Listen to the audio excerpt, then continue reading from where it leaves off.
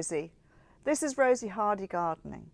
Today we're going to talk about plants that are suitable for clay soils. If you like this video, please do check out other videos we have done on different subjects, and please do also subscribe to the channel. So we're going to start off with a few plants that really are happy in clay soils. Here we've got what you would know as Sedum. This has now been reclassified as Hylotelephium. This is a really good form because not only do you get the wonderful flowers later on in the year, it has beautiful dark foliage. And this form is one called Karfunkelstein, and Karfunkelstein has been bred to be shorter. So therefore you don't have to worry about the plant going up and getting really quite leggy and falling over, requiring quite a bit of cutting back, etc. So this one will just grow steadily, beautiful dark foliage, lovely flowers which are going to be a soft pink over that, so a really good combination. Really excellent in clay soils, wants a sunny-ish site and will be really happy. Once it has finished flowering, you can cut it back and it comes back each year. Really easy plant to grow. So Sedum or Hylotelephium Karfunkelstein, an excellent front of the border plant for clay soils. Then we've got something which a lot of people will know of, and these are the anemones. Now this one is Anemone Pamina, really lovely form. So it has good foliage at the base and then its flowers come up over the top here. Nice high, good semi-double dark coloured form.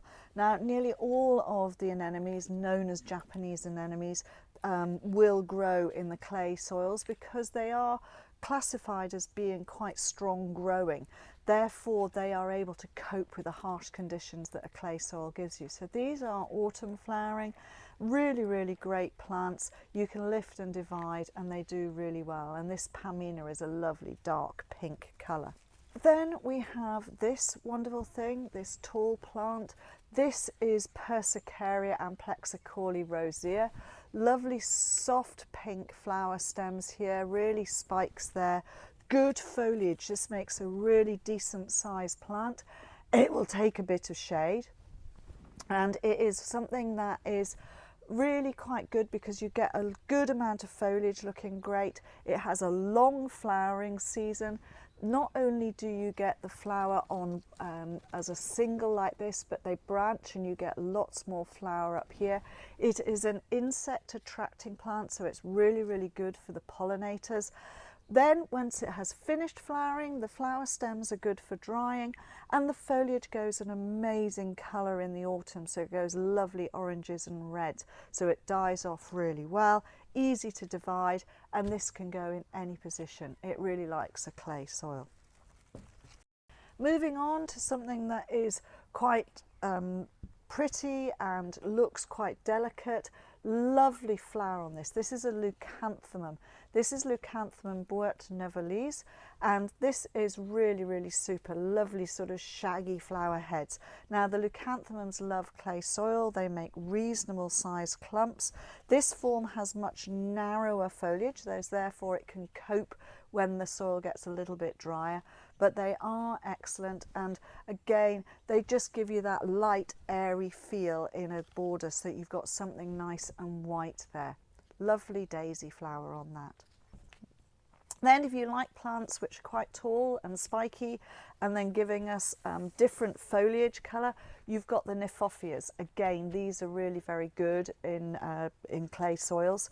You get these lovely flower spikes. This one is Tawny King. It's a softer colour, so it's a soft sort of orangey colour then going to buff.